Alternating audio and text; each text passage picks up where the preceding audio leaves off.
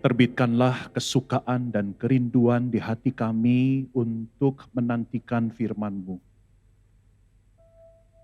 Lahirkanlah kelembutan dan keterbukaan untuk menerima firman-Mu. Karuniakanlah ketaatan dan kesetiaan untuk menghidupi firman-Mu. Inilah doa kami, yang kami naikkan hanya di dalam nama Tuhan Yesus. Nama yang indah, nama yang perkasa, nama yang lembut, nama yang berkuasa. Kami semua sudah berdoa. Sama-sama orang percaya yang siap dengar firman, katakan amin. Sebelum saudara duduk, dengan senyum yang terbaik, kasih salam lagi sekeliling saudara, katakan saya dan Tuhan senang kamu ada di sini. Ya, silakan. Haleluya, amin. Baik, silakan duduk saudara-saudara. Selamat pagi, saudara-saudara yang dikasih oleh Tuhan, selamat pagi. Coba lambaikan tangannya dong supaya saya tahu gitu ya. Berarti saudara siap mendengar firman Tuhan. Saudara-saudara yang dikasih oleh Tuhan, saya sangat bersyukur karena kembali bisa hadir di tempat ini, diberi kesempatan ya untuk melayani saudara. Terakhir saya melayani secara onsite itu tahun 2018. Ya, memang saya pernah berkhotbah ketika pandemi, tetapi online ya. Dan seingat saya terakhir saya ada di gereja ini ya, hadir secara fisik melayani saudara langsung itu adalah tahun 2018. Jadi saya sangat bersyukur dan berbahagia bisa diberikan lagi kesempatan untuk melayani saudara-saudara sekalian. Saudara, ada dua ucapan yang saya ingin sampaikan sebelum saya memulai khotbah. Yang pertama saya ingin mengatakan selamat Pentakosta. Ya, selamat Hari Pentakosta karena kita tahu minggu yang lalu kita baru saja merayakan Hari Pentakosta. Ya, Hari Pentakosta itu bukan hari kelahiran gereja atau denominasi Pentakosta.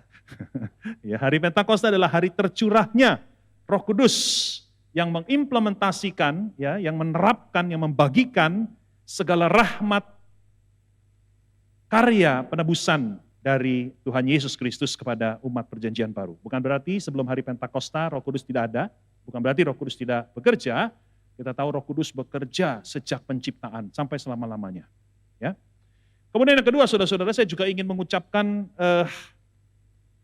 ucapan secara khusus ya kepada Sinode Gereja Kristen Kalam Kudus yang saudara tahu telah bersidang raya dari tanggal 23 sampai Sabtu kemarin ya di Ambon. Mari sama-sama kita doakan sinode kita saudara-saudara supaya apapun keputusan yang sudah diambil boleh sungguh-sungguh boleh dijalankan ya demi kebaikan gereja-gereja lokal yang berada di bawah naungan Sinode GKKK. Saudara boleh bantu doakan segenap jajaran pemimpin di sinode. Saudara-saudara yang dikasih oleh Tuhan, hari ini saya melanjutkan ya seri khotbah kita. Kalau saudara mengikuti dengan rutin, kita tahu bahwa sebetulnya gereja kita sedang ada di dalam seri yang membahas dari surat Yakobus. Betul apa betul? Betul ya. Dari surat Yakobus. Saudara, surat Yakobus adalah surat yang sangat-sangat menarik. Ya, karena walaupun surat ini pendek, tetapi surat ini sebetulnya surat yang sangat seimbang, very balanced, ya, seimbang dalam hal pengajaran tentang konsep-konsep iman Kristen, tetapi juga banyak petunjuk-petunjuk praktis untuk kehidupan kita sebagai orang percaya hari demi hari. Ya, nah saudara-saudara kita melanjutkan, kalau minggu-minggu yang lalu kita sudah sampai di pasal yang ketiga, maka hari ini kita akan memulai pasal yang keempat. Tetapi sebelum kita membaca firman Tuhan, saudara saya ingin memulai khotbah dengan menceritakan kepada saudara ada 4 kisah. Kisah yang pertama saudara adalah tentang Ibu Ruth. Ibu Ruth adalah mantan majelis di gerejanya. Suatu hari dia menegur Pak Tobi yang sering datang terlambat ke gereja, ibadah gereja. Ketika ditegur, ternyata Pak Tobi tidak menerima dengan baik. Pak Tobi malah tersinggung, alih-alih berterima kasih atas teguran tersebut, Pak Tobi malah menuduh Ibu Ruth bahwa dia sebetulnya sudah tidak layak lagi untuk menegur jemaat. Karena Ibu Ruth statusnya adalah mantan majelis, bukan majelis yang aktif. Bahkan lebih jauh lagi, Pak Tobi mengatakan kalau Ibu Ruth mengalami post-power syndrome. Dia sudah mantan majelis tapi tidak menerima kenyataan bahwa dia sudah mantan. Itu sebabnya masih suka menegur jemaat di sana dan di sini, termasuk kepada Pak Tobi. Dan sejak peristiwa itu, Ibu Ruth dan Pak Tobi mengalami kerenggangan dalam hubungan mereka. Setiap kali kalau ketemu di gereja, ada perasaan janggal di hati mereka berdua. Itu kisah yang pertama. Kisah yang kedua adalah tentang pendeta Yohanes. Pendeta Yohanes adalah seorang rohaniwan yang masih muda, energik, dan penuh dengan ide-ide yang kreatif. Itu sebabnya dia ditunjuk, dipilih untuk menjadi gembala sidang di sebuah gereja. Awalnya, banyak yang suka dengan kehadiran pendeta Yohanes karena dianggap membawa angin perubahan. Tetapi lambat laun, mulailah terlihat ada beberapa majelis yang sebenarnya merasa tidak nyaman dengan kehadiran pendeta Yohanes. Beberapa majelis yang sangat vokal, dan mereka mulai menyebarkan berita-berita yang tidak enak tentang pendeta Yohanes. Termasuk juga memfitnah beliau, bahwa di gereja yang dulu juga pendeta Yohanes menimbulkan banyak sekali perselisihan. Dan karena merasa tidak nyaman, akhirnya pendeta Yohanes mengajukan mundur sebagai seorang gembala.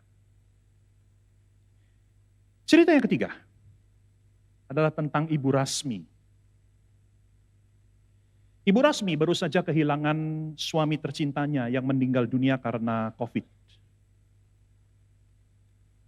Tidak sampai setahun, Ibu Rasmi pun menikah kembali dengan seorang pria yang baik hati, yang bisa menerima dia walaupun dia adalah seorang janda. Tetapi kebahagiaan Ibu Rasmi tidak berumur panjang. Karena dia mulai mendengar di gerejanya ada yang menggosipi dia. Ada yang mengatakan bahwa Ibu Rasmi tidak menghormati suaminya yang baru saja meninggal. Kok belum setahun sudah menikah lagi? Dan gosip itu berkembang terus menjadi begitu liar, sampai-sampai tidak tahu siapa yang memulainya. Karena Ibu Rasmi merasa terhakimi, akhirnya Ibu Rasmi dengan berat hati memutuskan untuk keluar dari gereja itu dan pindah gereja. Cerita yang keempat. Pak Andreas adalah seorang penyumbang terbesar ke pembangunan gereja. Dana yang begitu besar dibutuhkan, hampir 50%-nya diberikan oleh Pak Andreas. Dan Pak Andreas bukan hanya menyumbangkan uang dalam jumlah yang fantastis, tetapi dia juga sering memberikan masukan-masukan kepada panitia pembangunan gereja. Oh, gedung gereja harus begini, harus begitu, pintunya harus begini, letak ini harus di situ, dan sebagainya dan sebagainya. Awalnya panitia pembangunan gereja senang dengan masukan-masukan itu, tetapi lambat laun mereka mulai merasakan Pak Andreas tidak lagi sekedar memberi masukan, tetapi juga memaksa ide-idenya. Dan para panitia pembangunan gereja mulai merasa gerah dengan apa yang dilakukan oleh Pak Andreas. Saudara-saudara, kalau ada nama yang sama atau kejadian yang mirip, percayalah itu hanya sebuah kebetulan. Saudara-saudara, ini adalah 4 cerita yang menggambarkan apa yang akan kita sama-sama pikirkan dan renungkan di dalam khotbah kita pada pagi hari ini. Judulnya adalah How to End Wars. Bagaimana kita mengakhiri sebuah peperangan. Saudara, memang ini judulnya serem. Tetapi kita tidak sedang bicara perang antar negara, ya. Kita sedang bicara tentang perang yang begitu dekat dengan kehidupan kita. Perang yang sering terjadi bahkan di dalam komunitas orang percaya atau umat Tuhan atau di gereja. Persis seperti yang kita sudah dengarkan dari 4 cerita tadi. Nah, saudara, mari kita baca firman Tuhan sebelum kita lanjutkan, kita renungkan dari Yakobus pasal yang keempat ayat 1 sampai yang ke-12. Mari kita buka Alkitab kita masing-masing, dan saya akan membacakan bagi saudara sekalian dari Alkitab TB2, terjemahan yang terbaru. Jadi kalau ada perbedaan dengan Alkitab yang saudara baca, saudara jangan bingung.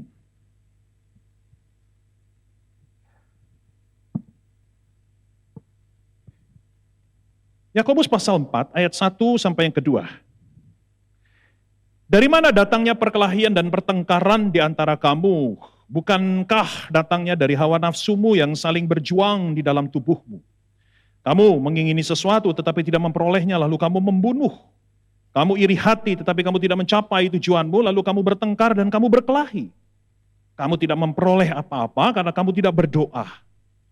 Atau kamu berdoa juga tetapi kamu tidak menerima apa-apa karena kamu salah berdoa. Sebab yang kamu minta itu hendak kamu habiskan untuk memuaskan hawa nafsumu. Hai kamu orang-orang yang tidak setia, tidakkah kamu tahu bahwa persahabatan dengan dunia adalah permusuhan dengan Allah?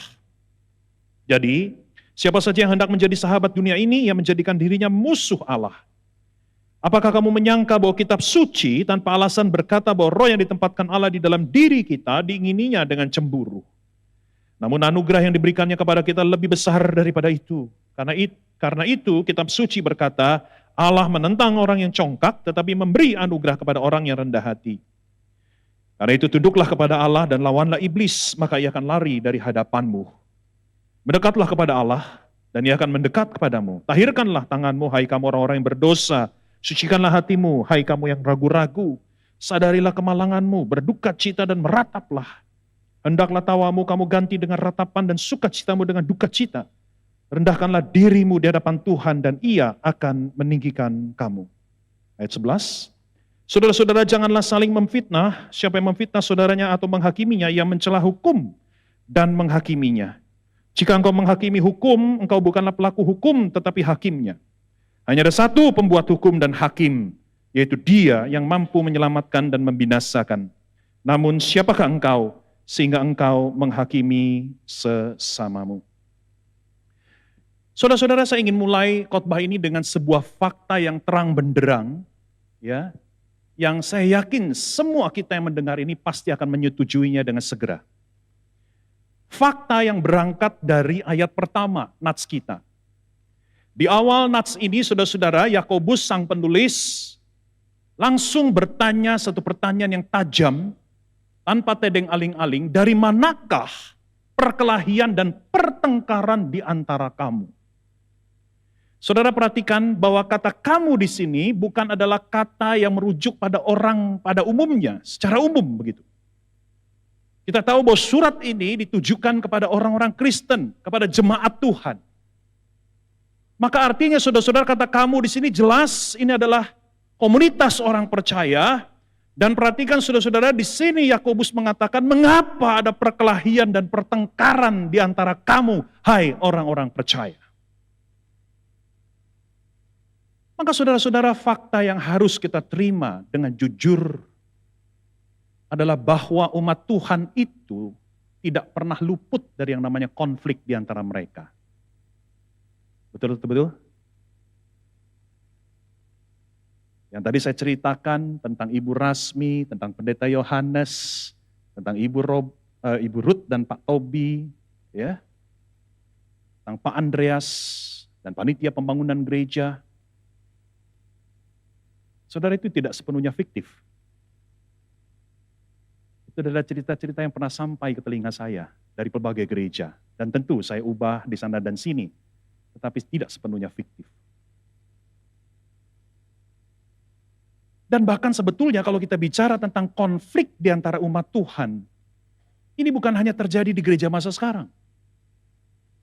Oh, saudara bisa baca seluruh Alkitab kita dari Perjanjian Lama sampai Perjanjian Baru, dan dengan mudah saudara bisa menemukan contoh-contoh konflik, perselisihan, pertengkaran yang tajam antara sesama anak Tuhan. Di Perjanjian Lama saudara bisa baca konflik antara Musa dengan saudara kandungnya sendiri, Miriam dan Harun. Kemudian saudara juga bisa lihat di dalam Perjanjian Baru, konflik yang terjadi antara seorang rasul besar bernama Paulus. Dia pernah konflik dengan Barnabas. Dia pernah konflik dengan sesama rasul besar lainnya yang bernama Petrus. Betul ya? Di surat Galatia itu dicatat. Dan kalau saudara membaca surat Korintus secara lengkap, secara serius, saudara akan merinding, saudara akan bergidik. Kenapa? Karena di situ tanpa malu-malu Rasul Paulus mengungkapkan konflik-konflik yang terjadi di jemaat Korintus. Mereka bikin kubu-kubu, ya, ada yang pro Paulus, ada yang pro Petrus, ada yang pro siapa lagi, Yesus bahkan. Ya. Dan mereka saling menjelekkan satu dengan yang lain.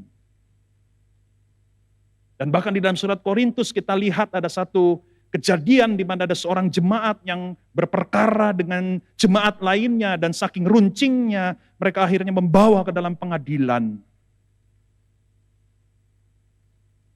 Dan di dalam Galatia pasal yang kelima ayat 15 Rasul Paulus mengingatkan, janganlah kamu saling menggigit apalagi sampai saling membinasakan.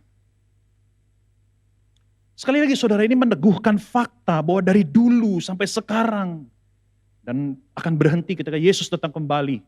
Bahwa yang namanya umat Tuhan itu tidak kebal, umat Tuhan itu tidak imun, umat Tuhan itu masih bisa dan bahkan sering terjadi konflik di antara mereka. Tentu saja saya ingin menambahkan catatan begini, saudara-saudara. Tidak semua konflik itu buruk. Oh iya, walaupun semua konflik itu tidak enak. Ya, sekali lagi saya ulangi. Tidak semua konflik itu buruk. Walaupun semua konflik itu tidak enak awalnya. Ada konflik-konflik yang menurut saya baik dan sehat. Yaitu konflik yang terjadi sebagai sebuah wake up call, sebagai sebuah cara Tuhan mengingatkan kita bahwa ada masalah yang selama ini kita tidak akui atau yang selama ini kita tidak sadari.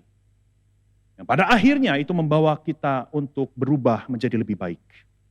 Nah kalau ini yang terjadi maka ini adalah konflik yang baik. Konflik yang sehat bahkan.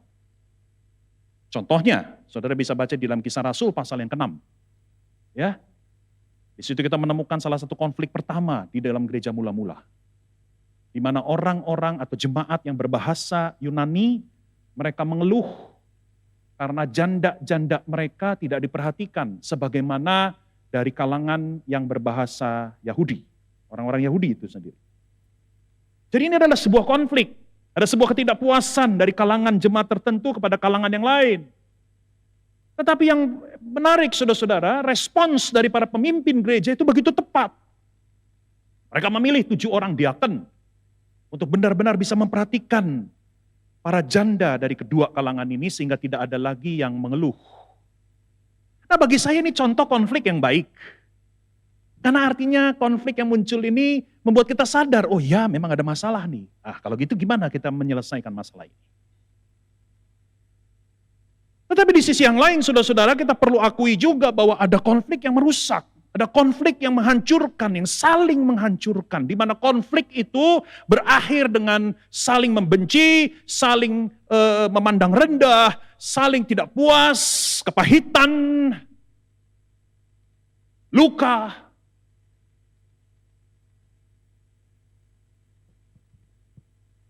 Seperti yang terjadi pada Ibu Rasmi, dia terluka, karena dia dihakimi, dia digosipi.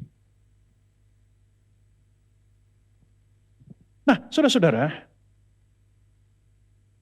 berdasarkan nats firman pada hari ini, kita akan coba melihat 2 hal. Apa penyebab konflik di antara kita? Dan bagian yang kedua, apa cara untuk mengatasinya? Ya. Jadi kalau dalam bahasa Inggris ini enak nih.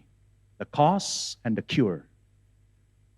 Apa yang menyebabkan konflik di antara umat Tuhan dan apa yang bisa kita lakukan untuk mencegahnya, untuk mengatasinya. Mari kita segera lihat, ya. 2 penyebab konflik di antara orang percaya. Yang pertama, saudara-saudara, adalah keinginan daging. Sama-sama kita katakan keinginan daging. Belum semua, sama-sama yang kuat. 3, 2, 1. Yes. Ini penyebab pertama, saudara, yaitu keinginan daging. Coba kita perhatikan ayat 1 dan 3. Di ayat 1 dan 3 dikatakan, bukankah datangnya itu dari hawa nafsumu? Lalu di ayat yang ketiga, kamu berdoa tapi kamu tidak mendapat apa-apa. Sebab apa? Karena kamu berdoa semata-mata untuk memuaskan hawa nafsumu. Saudara, memang di dalam nats kita itu tidak menggunakan istilah keinginan daging. Istilah yang dipakai di sini adalah hawa nafsu. Nah, apa yang dimaksud dengan hawa nafsu di sini, saudara-saudara? Biasa kalau kita dengar kata hawa nafsu, maka pikiran kita segera mengasosiasikannya dengan segala sesuatu yang bersifat seksual. Tapi sebenarnya bukan demikian, saudara-saudara. Hawa nafsu di sini dalam bahasa asli itu menggunakan istilah yang sangat menarik. Saya sengaja mencantumkannya, ya, supaya saudara langsung teringat dengan kata yang lain. Dalam bahasa asli, hawa nafsu di sini menggunakan istilah hedone. Nah, kalau udah dengar kata hedone, kira-kira saudara ingat kata apa? Ingat kata apa, Pak? Hedonisme. Atau kalau orang zaman sekarang, lo mah orang hedon lu gitu ya. Lu jadi orang hedon banget sih gitu ya. Nah, itu dari bahasa Yunani, hedone. Apa artinya hedone? Hedone itu artinya, saudara-saudara, mau memuaskan atau menyenangkan diri sendiri. Menikmati diri sendiri. Itu artinya hedone. Jadi hawa nafsu di sini atau keinginan daging yang saya maksud itu, saudara-saudara, adalah keberpusatan pada diri sendiri.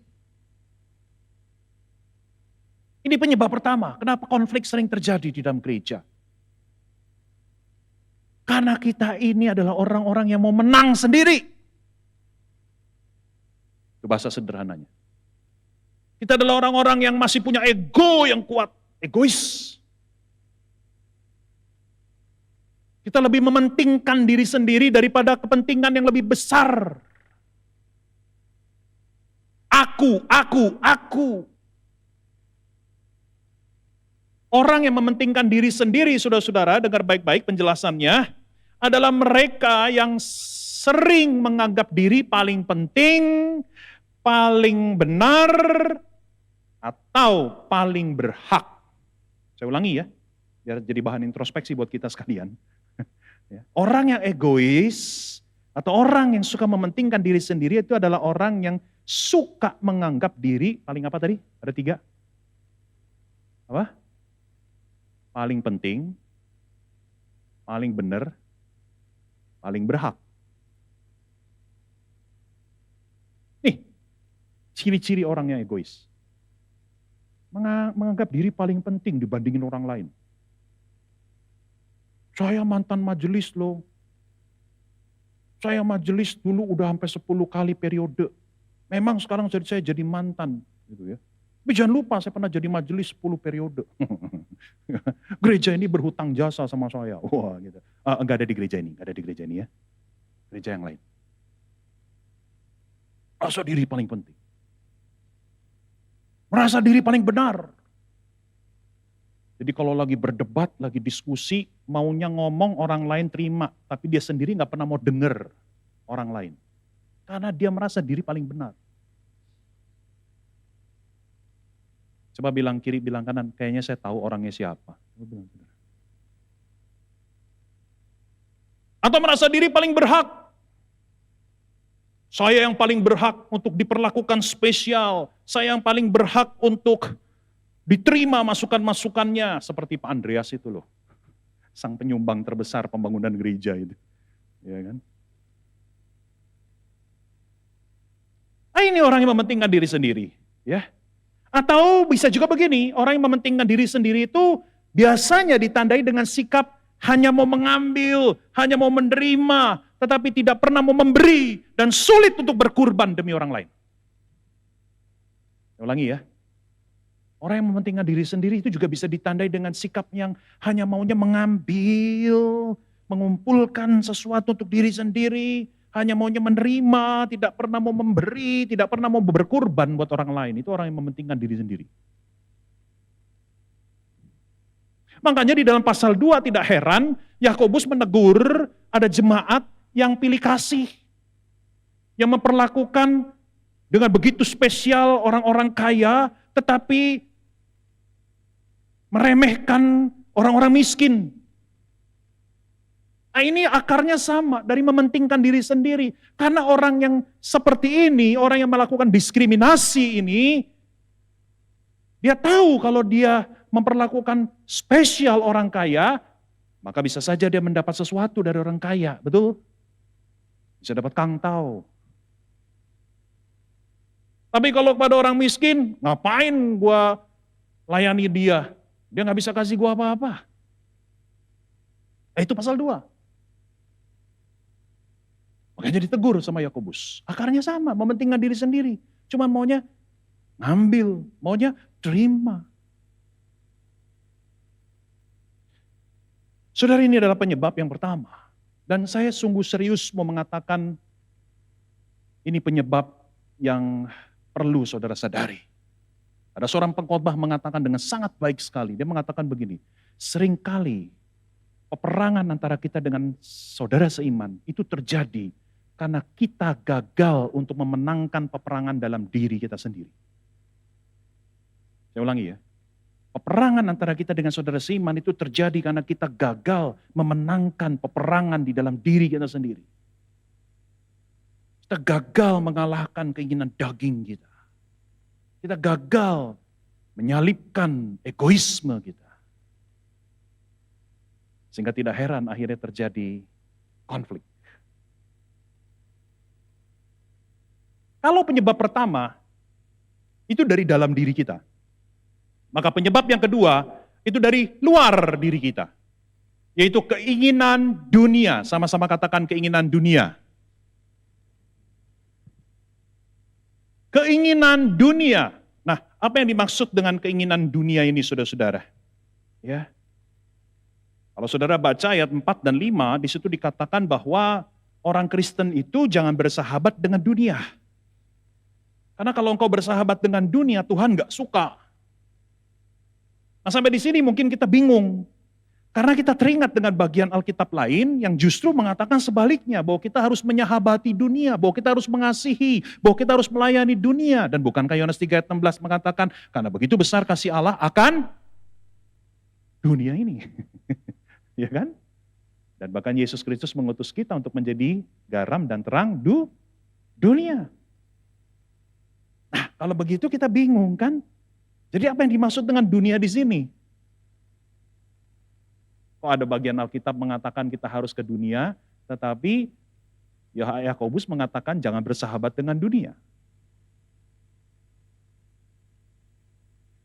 Saudara, penjelasan ini akan kita peroleh kalau kita melihat ayat 4 dan 7.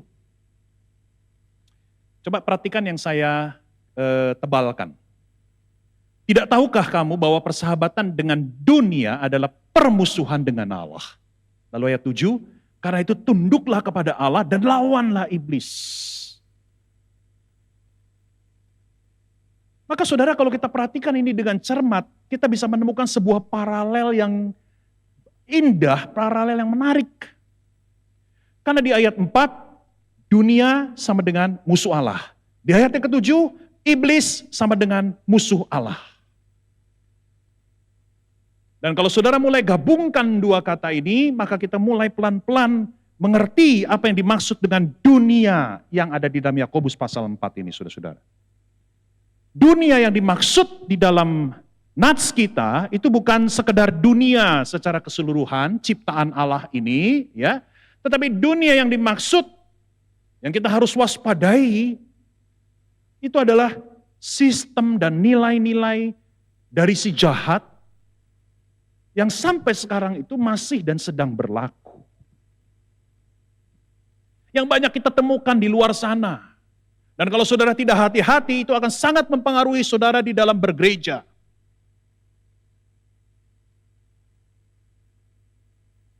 sistem dan nilai-nilai yang bertentangan dengan kerajaan Allah. Dan kalau itu bertentangan dengan kerajaan Allah, maka itu berasal dari si jahat. Contohnya banyak, tapi karena waktu saya hanya kasih satu contoh aja. Misalnya rasisme. Oh ya, rasisme apa saudara-saudara? Rasisme itu artinya sikap memperlakukan orang lain berdasarkan suku, ras, etnik. Jadi kalau yang satu suku dengan kita memperlakukan dengan baik. Tapi kalau dari suku tertentu yang berbeda dengan kita memperlakukan dengan sikap yang merendahkan dia.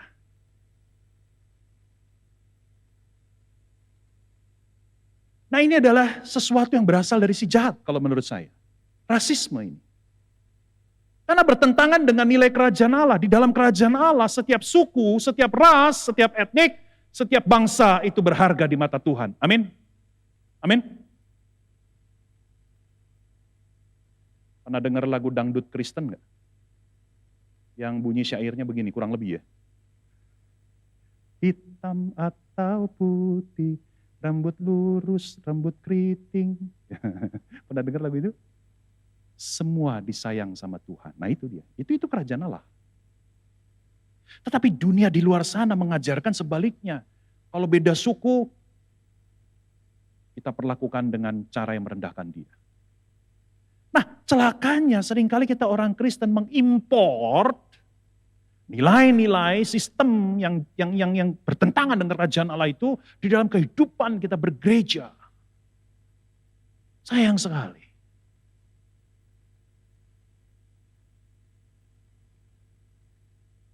Kita melihat jemaat kita yang beda etnis dengan kita tidak mau bergaul dengan dia, kita meremehkan dia.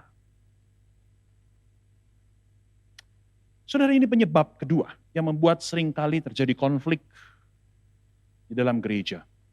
Saudara, kita jadi anak Tuhan harus sungguh jeli, harus sungguh tegas, menolak sistem, nilai-nilai yang bertentangan kerajaan Allah yang datangnya hanya dari si jahat.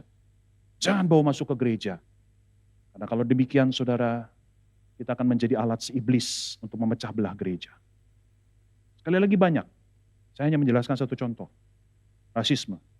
Sebetulnya banyak yang lain. Saudara bisa sebut cara manipulasi. Saudara bisa sebut hostility, kekerasan. Itu cara-cara yang ditempuh oleh dunia untuk mencapai tujuan mereka. Mereka tidak segan memanipulasi, mereka tidak segan berbohong, mereka tidak segan melakukan kekerasan.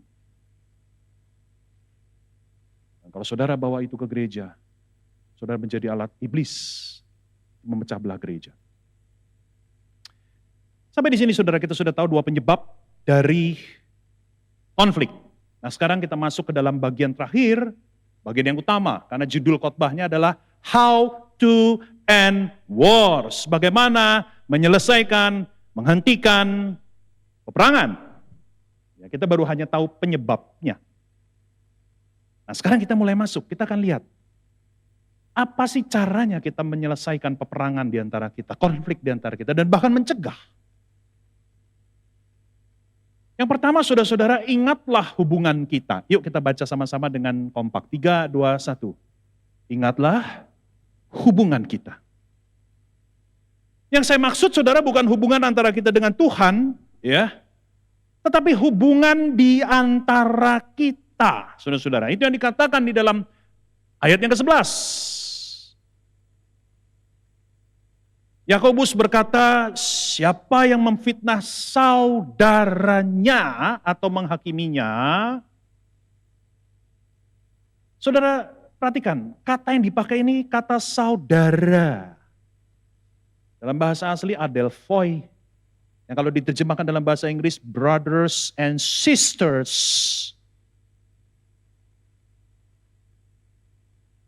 Jadi hal pertama yang kita harus sadar saudara, bahwa yang ada di sebelah kita itu, di depan dan di belakang kita itu saudara seiman kita loh.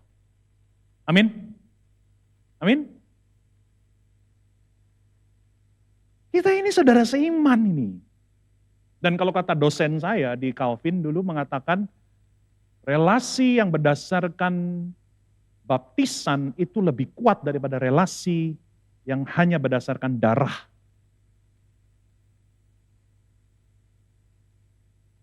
Kalau bahasa Inggrisnya lebih enak. Baptism is stronger than blood. Artinya, kita yang sama-sama dibaptis di dalam nama Allah Tritunggal, kita yang sama-sama jadi anak Tuhan, relasi kita itu sebetulnya lebih kuat daripada relasi bahkan saudara kandung harusnya.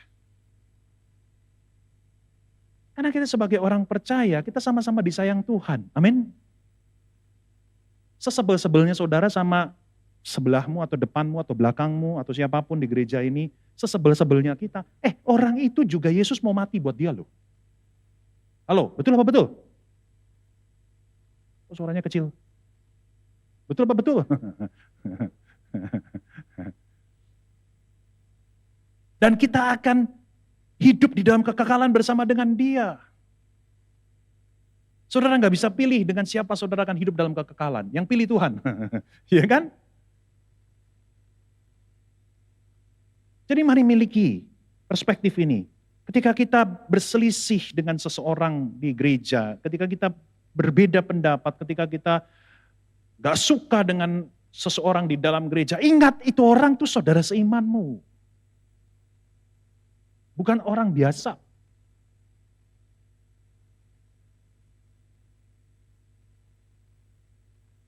Yang kedua, jagalah perkataan kita. Yuk sama-sama sebut. Memang ini sudah dibahas oleh Pendeta Bill di beberapa waktu yang lalu, ya, sudah bisa lihat lagi rekamannya di YouTube. Tapi saya tetap perlu menyebut ini karena memang ada di nats kita. Ya. Saudara-saudara, saya membaca sebuah buku yang mengatakan bahwa 90-95% konflik yang terjadi di gereja itu seringkali dimulai dan diperburuk oleh kata-kata. Saya ulangi ya. Konflik yang sering terjadi di gereja 90-95% dimulai, dipicu atau diperburuk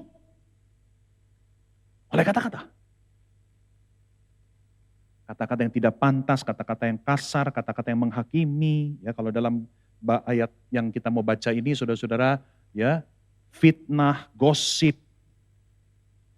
Ya kan, si Bu Rasmi itu kan korban gosip tuh, betul nggak? Oh, dia mah gak sayang almarhum suaminya, masa belum setahun udah nikah lagi gitu ya. Wanita macam apa itu?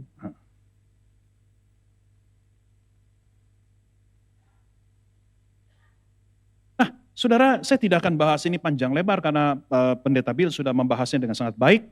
Tapi izinkan saya menyampaikan satu aplikasi yang mungkin terlewatkan dari kita sekalian. Memang di dalam terjemahan LAI dipakai kata fitnah. Dan fitnah itu saudara-saudara memang biasanya semua fitnah itu adalah kebohongan, betul ya? Setuju nggak? Semua fitnah adalah kebohongan, setuju? Fitnah itu saudara kembarnya gosip. Sama-sama kebohongan, oke? Tetapi saudara, saya ingin menambahkan satu aplikasi. Begini aplikasinya. Kadang kita bisa saling melukai, itu bukan hanya dengan kebohongan. Tetapi kita bisa saling melukai ketika kita menyampaikan kebenaran tetapi tidak dengan bijaksana dan tidak di dalam kasih. Saya ulangi.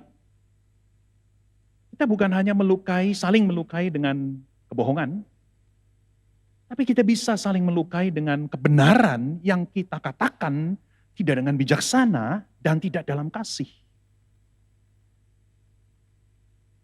Saya pernah dengar sebuah cerita, ya, seseorang yang sukanya itu menegur orang lain, mengkritik orang lain.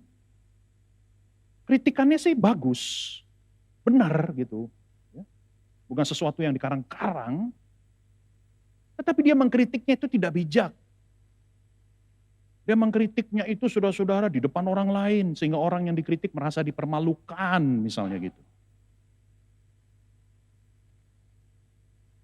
Jadi seringkali orang Kristen itu memakai kebenaran, ya, seperti pentungan untuk gebukin orang lain.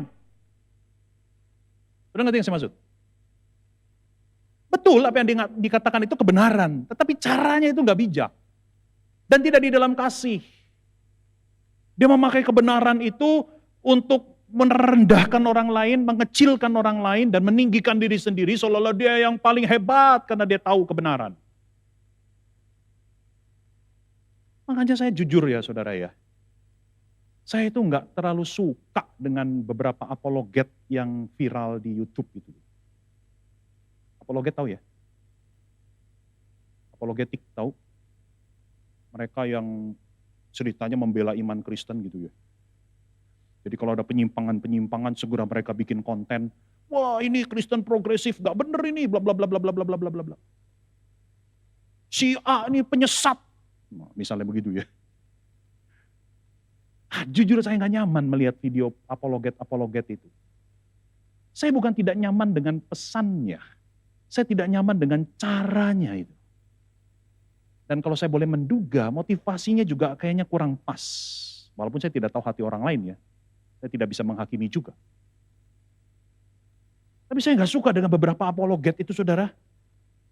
Yang caranya itu kok kayak gak ada kasih gitu. Merendahkan, mengecilkan, menghakimi.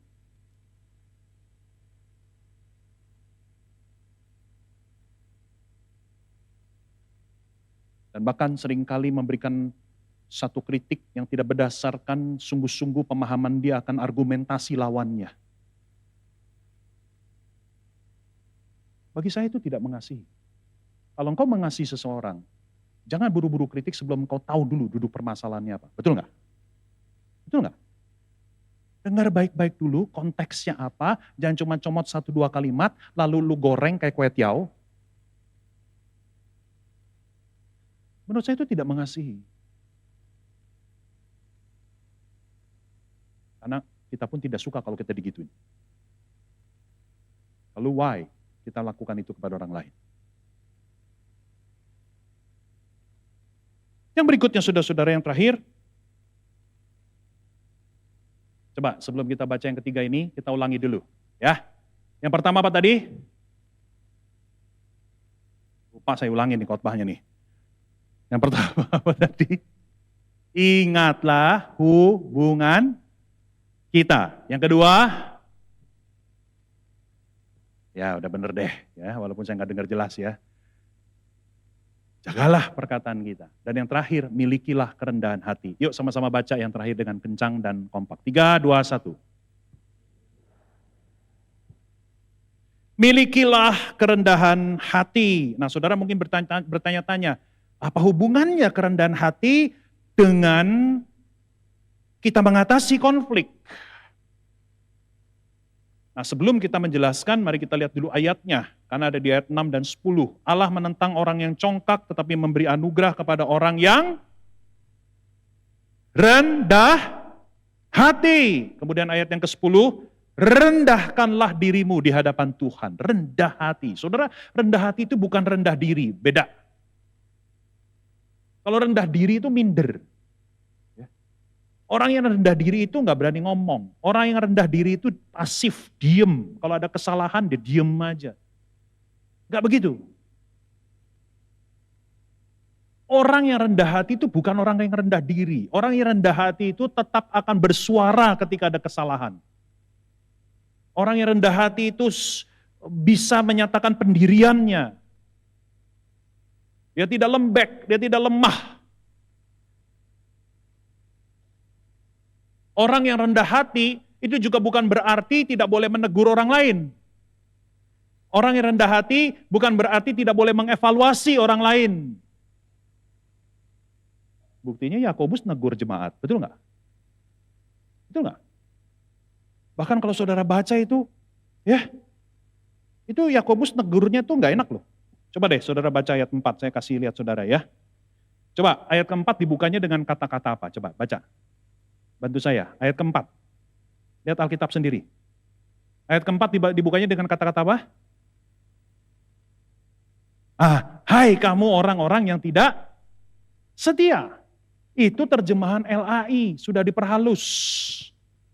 Saudara tahu nggak kalau terjemahan bahasa Inggris? Adulterers. Itu diambil dari bahasa aslinya. Hei para pezinah. Serem nggak? Saudara mau nggak kalau suatu hari saya khotbah di sini lalu saya bilang begini, selamat pagi para pezinah. Saya pasti langsung di blacklist sama gereja ini, nggak akan diundang khotbah lagi. Tapi itu yang disebut sama Yakobus. Karena Yakobus juga sudah sangat kesal dengan jemaat ini ya. Yang sering kali memberhalakan hal-hal yang dari luar Tuhan, di luar Tuhan. Sehingga Yakobus menggunakan istilah dalam perjanjian lama. Kau adalah para pezinah karena engkau memberhalakan sesuatu yang bukan Tuhan. Jadi boleh nggak negor? Boleh. Orang rendah hati itu bukan berarti nggak boleh negor. Orang rendah hati bukan berarti nggak boleh kasih masukan. Orang rendah hati bukan berarti nggak boleh kasih evaluasi. Nah kalau begitu apa yang dimaksud dengan rendah hati di sini, saudara-saudara? Ya, saudara saya segera masuk saja ke dalam definisi ya, karena waktu saya sudah habis sebetulnya. Jadi apa yang dimaksud dengan rendah hati di sini? Rendah hati adalah sikap seperti Kristus yang mengutamakan kepentingan orang lain daripada diri sendiri. Selfless. Saudara, definisi ini saya gali, saya dulang dari Filipi pasal 2 yang nanti saudara di rumah silakan baca sendiri. Karena di dalam Filipi pasal 2 dikatakan hendaklah kamu sepikiran, seperasaan dengan Kristus. Apa yang dimaksud pikiran dan perasaan Kristus? Yaitu hendaklah kamu rendah hati. Apa itu rendah hati? Saling memperhatikan kepentingan orang lain, mengutamakan kepentingan orang lain lebih daripada diri sendiri. Itu rendah hati. Selfless.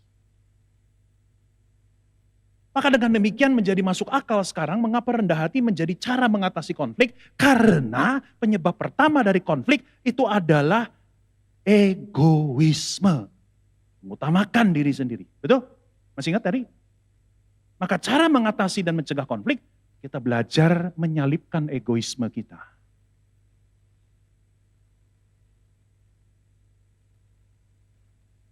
Rendah hati. Tidak menganggap diri paling penting. Tidak menganggap diri paling benar. Tidak menganggap diri paling berhak. Belajar memberi ruang kepada orang lain. Memberikan pendapat, memberikan masukan. Belajar mendengar. Belajar menyadari bahwa diri kita masih bisa salah. Belajar memahami keadaan orang lain. Belajar tidak memaksakan kehendak kita kepada orang lain. Itu maksudnya rendah hati. Saudara, saya akan tutup khotbah ini dengan berita Injil. Ya, waktu saya sudah selesai sebetulnya. Kalau saudara baca di dalam ayat 11 dan 12, khususnya ayat 12. Yakobus mengatakan bahwa ada satu hakim yang sejati. Betul ya? Ada hakim yang sejati, ada satu hakim yang sejati. Ya, kalau di dalam Alkitab kita itu hakim itu haknya itu huruf besar. Satu hakim yang sejati. The true judge. Jadi Yakobus tidak sedang bicara hakim-hakim yang ada di Indonesia, ada di dunia ini. Ya. Kita tahu hakim-hakim di dunia ini masih bisa menyeleweng, betul ya? Bisa menyimpang, betul? Tapi ada satu hakim yang sejati. Dan hakim yang sejati itu adalah Tuhan. Dan kalau saudara baca Alkitab dengan baik, kita tahu bahwa Dia namanya adalah Yesus Kristus. Di dalam kitab Injil berulang-ulang Tuhan Yesus mengatakan, aku menerima otoritas dari Bapakku untuk menjadi hakim atas dunia ini. Dan di dalam ayat 12, kalau saudara baca ulang, seorang hakim itu berhak membebaskan atau menghukum. Betul? Ayat 12, coba baca. Betul ya? Yesus sang hakim yang sejati itu berhak untuk menghukum kita. Dan kalaupun dia mengambil keputusan untuk menghukum kita, keputusannya tidak mungkin salah. Karena dia hakim yang sejati. Amin. Dia hakim yang paling adil. Saudara gak akan bisa protes Yesus. Karena kalau dia jatuhkan hukuman kepada kita, memang kita layak dihukum. Kita orang berdosa, kita orang sontoloyo. Tapi inilah berita Injil buat kita sekalian di akhir khotbah. Yesus Kristus Sang Hakim yang sejati telah memilih untuk menyelamatkan daripada menghukum saya dan saudara. Amin. Dan ketika Yesus Sang Hakim sejati itu memilih untuk membebaskan kita, menyelamatkan kita, saudara jangan anggap itu perkara yang mudah. Seorang hakim itu, saudara-saudara, kalau memang dia harusnya menghukum seseorang, lalu tiba-tiba dia membebaskan orang itu, kita akan lihat itu hakim yang gak benar. Betul gak? Betul gak?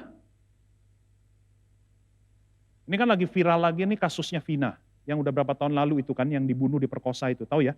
Yang ada filmnya kan? Dan ada kabar bahwa otak atau dalang dari peristiwa ini sudah tertangkap.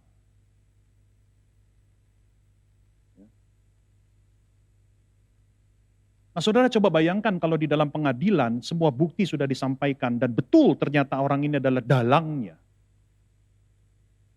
Lalu tiba-tiba hakim mengatakan begini, saya sudah tahu kesalahan kamu, semua sudah terang benderang, sangat terbukti, tetapi saya memilih untuk membebaskan kamu. Ayo. Maka ini akan jadi hakim yang paling dihujat oleh orang-orang seluruh Indonesia, betul nggak? Mana bisa seorang hakim begitu gampangnya membebaskan orang yang sudah terbukti bersalah? Bagaimana dengan Yesus? Sama. Ketika Yesus Sang Hakim yang sejati itu memilih untuk membebaskan kita, menyelamatkan kita, itu bukan perkara yang mudah. Yesus bisa menyelamatkan kita karena apa? Karena dia sudah lebih dahulu menanggung hukuman dosa atas kita. Amin. Sehingga dengan demikian dia bisa mengatakan, engkau bukan lagi terhukum tetapi engkau adalah anakku. Karena hukuman dosamu sudah aku tanggung di atas kayu salib. Saudara, biarlah berita Injil di akhir khotbah ini melelehkan, meluluhkan hatimu kembali. Bahwa Yesus Sang Hakim yang sejati itu, dia sangat mementingkan kita, mengasihi kita. Dan kiranya kita boleh sehati, sepikiran dengan Kristus. Kita boleh memiliki kerendahan hati seperti Kristus. Kita mulai hari ini belajar mengutamakan, mementingkan saudara seiman kita yang ada di gereja ini. Dan anugerah Tuhan akan selalu berlimpah buat gereja ini. Amin. Seperti janji firman, anugerah Tuhan akan terus tercurah kepada orang-orang yang rendah hati. Mari kita tundukkan kepala, kita berdoa. Bapa di dalam surga, kami bersyukur untuk firman Tuhan yang hari ini menegur dan meneguhkan kami. Tuhan, sekiranya ketika kami mendengar khotbah ini, lalu kami diingatkan akan peristiwa-peristiwa di masa lalu, di mana kami telah melukai, menyakiti hati saudara seiman kami. Tuhan, biarlah hari ini Tuhan, dengan gerakan dari Roh Kudus, kami boleh mengambil komitmen untuk mendatangi, menghubungi orang itu dan kami minta maaf kepadanya. Tuhan, ampuni segala keegoisan kami.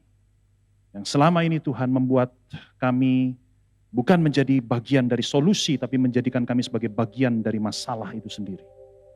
Ampuni juga kebodohan kami yang selama ini kami mengikuti keinginan dunia di dalam menyelesaikan masalah. Kami lupa untuk menerapkan nilai-nilai kerajaan Allah di dalam penyelesaian masalah ini ya Tuhan.